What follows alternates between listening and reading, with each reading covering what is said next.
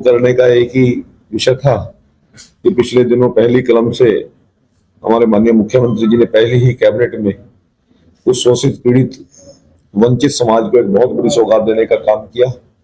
और जो हमारे वर्षों वर्षों से इस समाज को जो एक पीड़ा थी, बड़ा लंबे समय से हमारे लोग संघर्षरत थे, उसका पड़ाव 2020 में जब हमने शिक्षा में वर्गीकरण किया था, परंतु उसके बाद रोजगार का हमारा बहुत बड़ा विषय था।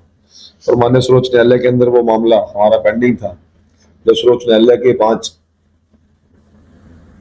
जजेज ने उस पर निर्णय दिया कि अभी आओ ना प्लीज। तो उन्होंने कहा कि प्रदेश सरकार जो निर्णय ले तो ये वर्गीकरण देने की बात हो सकती है। माने मुख्यमंत्री जी ने उस समय भी कैबिनेट के अंदर ये बात लेकर आए थे, परंतु अचानक कोड ऑफ कंडक्ट लगने से वो विषय बीच में रह गया था। परंतु चुनाव के दौरान माने मुख्यमंत्री जी ने तय किया था कि यदि तीसरी बार हमारी हरियाणा प्रदेश में सरकार बनी तो पहली ही कैबिनेट में और पहली ही कलम से हम इस विषय को इम्प्लीमेंट करने का काम करेंगे। और जब हमारी 18 तारीख को पहली कैबिनेट की मीटिंग हुई, 18 या 19 को 18 को पहली कैबिनेट की मीटिंग हुई, तो पहली ही कैबिनेट के अंदर माननीय मुख्यमंत्री जी ने उस एक सूत्रीय एजेंडे के ऊपर मोहर लगाकर वर्षों की इस पीड़ित समाज की मांग को पूरा करने का काम किया। उसके विषय को लेकर हमने मुख्यमंत्री आवास पर सभी 42 जातियों के लोगों ने उनको आभार व्यक्त किया और साथ साथ आगामी नोटिफिकेशन जल्दी हो इस बात के लिए मुख्यमंत्री से हमने निवेदन किया था। उसमें हमारे सामाजिक संगठन भी सभी थे, हमारे राजनीतिक व्यक्तित्व के लोग भी थे, साथ साथ हमारे धार्मिक जो सोच रखते हैं हमारे संतगण भी वहां पर उपस्थित थे। सभी ने हमारे मुख्यमंत्री जी से एक निवेदन और किया था कि हमें जल्दी शीघ्र कोई समय दिया जाए ताकि पूरा हरियाणा समाज इकट्ठा होकर मुख्यमंत्री जी का आभार प्रकट कर सके, धन्यवाद कर सके। तो माने मुख्यमंत्री जी ने टेंटेटिवली हमें 24 तारीख तय कर दी है। फाइनल तो अभी 1-2 दिन में हो जाएगा, परंतु हमें अभी तक जितना गाइडलाइन दिया है वो 24 नवंबर को पूरे हरियाणा भर का डीएससी शोषित वंचित समाज मिलकर मुख्यमंत्री जी का एक बड़ा आभार व्यक्त धन्यवाद सम्मेलन हम करेंगे। उसकी आज तैयारी के लिए समाज के राजनीतिक तौर पर जो सक्रिय लोग हैं उन सभी को मिलकर एक मीटिंग आगामी योजना तय करने के लिए, कार्य रूप तय करने के लिए हमने बुलाई है। और उस मीटिंग के लिए मैं आज हमारे बहुत से साथी, हमारे पूर्व विधायक, पूर्व मंत्री, पूर्व सांसद, वर्तमान के माननीय विधायक और हमारे पार्टी के भी और समाज के भी वरिष्ठतम नेताओं को, इंटेलेक्चुअल लोगों को, सामाजिक क्षेत्र में काम करने वाले संस्थाओं के प्रमुखों को और धार्मिक क्षेत्र में हमारे जो संत समाज के लोग काम कर रहे हैं उनको सभी को आमंत्रित किया। आज का केवल इतना ही एजेंडा, अभी कर ले नहीं रोहतक में मीटिंग करेंगे। सर, अभी जो शब्द का इस्तेमाल किया है उस पर कांग्रेस काफी कटाक्ष कर रही है। वो कह रहे हैं कि इसमें दलितों का अपमान हुआ है। जिस तरह से सीएम ने कहा कि सरकार टूटी, वो कह रहे हैं कि दलित जो है कौन कर रहे हैं? सुरजेवाला जी कह रहे होंगे, सुरजेवाला से पूछना, हम तो उनके प्रवक्ता थोड़ी है सुरजेवाला के।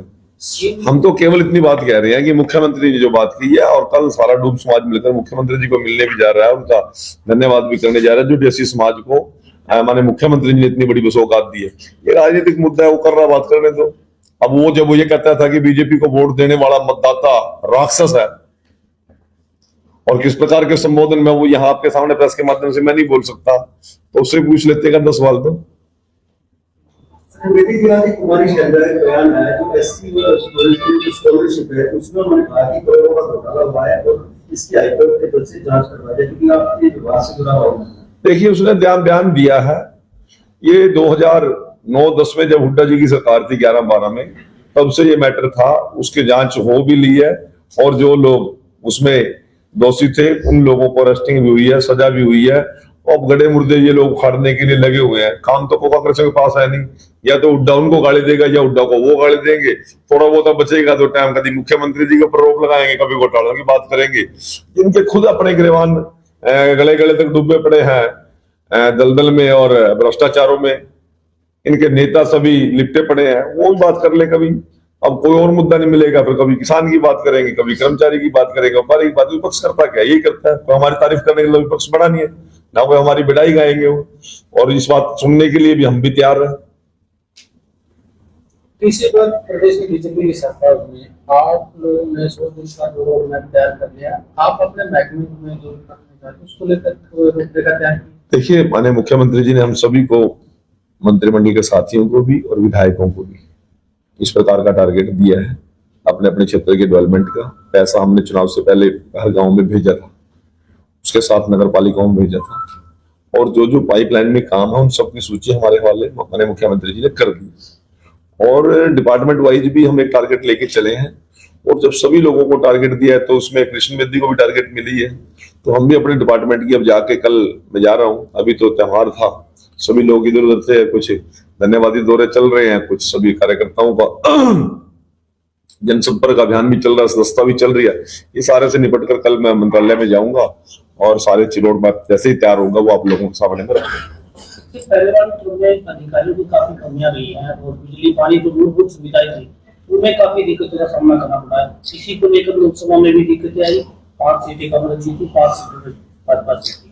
आप क्या उन अधिकारियों की कोई सूची ऐसी तैयार की? नहीं, देखिए, जो अधिकारी की शॉर्टेज थी हम भर्ती कर रहे हैं और लगातार भर्ती कर रहे हैं, एडवर्टाइजमेंट हम कर रहे हैं, और वो उस कमी को भी पूरा करेंगे। जहां जो बात आप कहना चाह रहे हैं, जिन अधिकारियों ने लापरवाही करी है, वो समय समय पे कार्रवाई सभी डिपार्टमेंट भी करती है और सरकार भी करती है, और ऐसा कोई पैमाना तय करके तो ये काम तय नहीं किया जाता।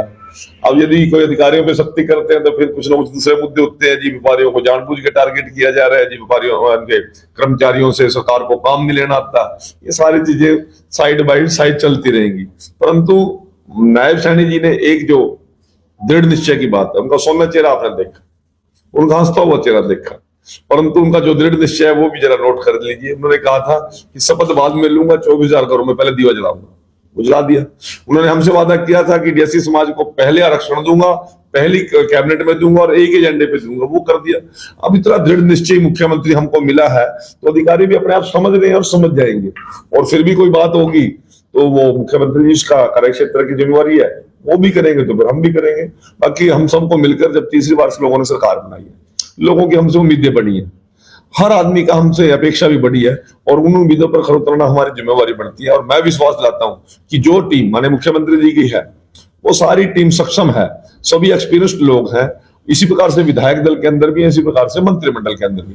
अब मंत्रिमंडल के अंदर 7 बार के विधायक अनिल विज जी भी है, 4 बार के सांसद और विधायक अरविंद शर्मा जी भी है, 4 बार का विधायक राव नरवीर जी भी है। इसी प्रकार से नए चेहरे भी हैं, गौरव गौतम जैसे पहली बार की जीत किया है, युवा भी है, हमारी बहन आरती भी है, हमारी बहन श्रुति चौधरी भी है। तो सभी तरह का मिक्स इस मंत्रिमंडल के अंदर है। एक्सपीरियंस्ड लोग भी खूब है और युवा लोग भी खूब है, और जम के काम करेंगे। अभियान जो बढ़ा रहे हैं, 50 लाख का टारगेट भी जो रखा गया, मीटिंग भी हुई थी पिछले दिनों, लेकिन कांग्रेस अभी तक जो है नेता प्रतिपक्ष नहीं चुन पाई, कारण क्या माना? अब आप कारण आपको आप ही ढूंढो, मार तो ढूंढने की जरूरत नहीं है, और ना ही उनका बनाने ठीक भी है, क्योंकि जो नेता प्रतिपक्ष बनेगा उसना कौन सा बक्सेंगे, उसके कपड़े पाड़ने, कपड़े ना पाड़ने इन दिन की आत्मा पे छोड़ दो। पूरे देश के अंदर आज कांग्रेस को नकार दिया लोगों ने, कहीं कोई बात करने वाला है नहीं। और हरियाणा प्रदेश में तो कांग्रेस का सबसे बड़ा लोकदलीकरण किया तो भूपेंद्र हुड्डा जी ने किया, इससे बड़ा तो लोकदल का भी लोकदलीकरण कभी नहीं हुआ। उन्होंने भी अपने बेटे को बचाने के लिए उन्होंने सब कुछ किया, और वही सब कुछ भूपेंद्र हुड्डा ने किया। नवीन जिंदल जी को चलता कर दिया पार्टी से, राविंदर सिंह को कर दिया, रमेश कौशिक को कर दिया, धर्मवीर सिंह को कर दिया। किस किस को इन्होंने रखा है पार्टी के अंदर? किसी को तो रखा नहीं, और केवल बाप बेटा बच्चे हैं। एक बाप भी नहीं सोचा है कि बेटे का कदम ना लग जाए, और बेटा भी सोचा है बाप वाला काम नहीं बढ़ा जी, मैं अगला काम में लगूंगा। तो इनका तो परिवार में ही झगड़े चल रहे हैं, मियां बीबी के झगड़े हैं। इसमें कोई राष्ट्रीयता वाली कोई कांग्रेस में बात ही नहीं रही है। एक एक परिवार को टारगेट करके इन लोगों ने राजनीति से बाहर कर दिया। अब किरण चौधरी जी इतना पुराना परिवार था कांग्रेस का परिवार, उसको निकाल दिया, और जिसको भी निकालते हैं फिर ये कहते हैं ये ठीक होगा, पार्टी विरोधी कामों में लगे हुआ था। जब तक वो कांग्रेस में रहेगा, जब तक पार्टी विरोधी नहीं लेते। और इस प्रकार की नियत होती है, वैसी बरकत होती है। जब आदमी अपने पेट से बाहर नहीं सोचता तो फिर रिजल्ट भी उसी प्रकार से आते हैं। हरियाणा प्रदेश की जनता ने कांग्रेस को उसका आईना दिखाने का काम कर दिया। जिस तरह से आपने पिछली बार आया, ये लगता है बीजेपी पे कि बीजेपी जाति पाति की राजनीति करती है, जाट नॉन जाट की राजनीति करती है। इस वजह से उन्होंने नॉन जाट पर ज्यादा किसने किया आपको ये बात? सवाल किया। किसको किया? कांग्रेस पर, हमने तो नहीं किसी को किया। कांग्रेस पार्टी कहती है मैं ये कांग्रेस पार्टी, मैं कांग्रेस पार्टी का प्रवक्ता थोड़ी मैं समझ। मैं ये बात कह रहा हूं कि सबका साथ, सबका विकास और सबका विश्वास। बीजेपी सारा दिन तो हम चला चला के हमारे गले दुखने लग गए। आप कह रहे जाति पाति की बात करते हैं और कह रहे कौन कांग्रेस कर रहे हैं, जो कांग्रेस इसके अलावा सोच भी नहीं सकती, जो जाति धर्म के अलावा सोच नहीं सकती, वो कांग्रेस कह रही है। कांग्रेस की बात हम क्यों जवाब दें, कांग्रेस ही देंगे। हमने तो सबका साथ, सबका विकास और सबका विश्वास। और उससे बड़ी बात मनोहर लाल जी ने क्या किया, हरियाणा एक हरियाणवी एक। पहले तो सीमाएं थी, ये रोहतक जिला खत्म हो गया, भिवानी शुरू हो गया, सड़क चौपीड़ी कर दो, इतना सारा एक बराबर हो रहा है। कश्मीर से लेकर कन्याकुमारी तक, अटक से लेकर कटक तक,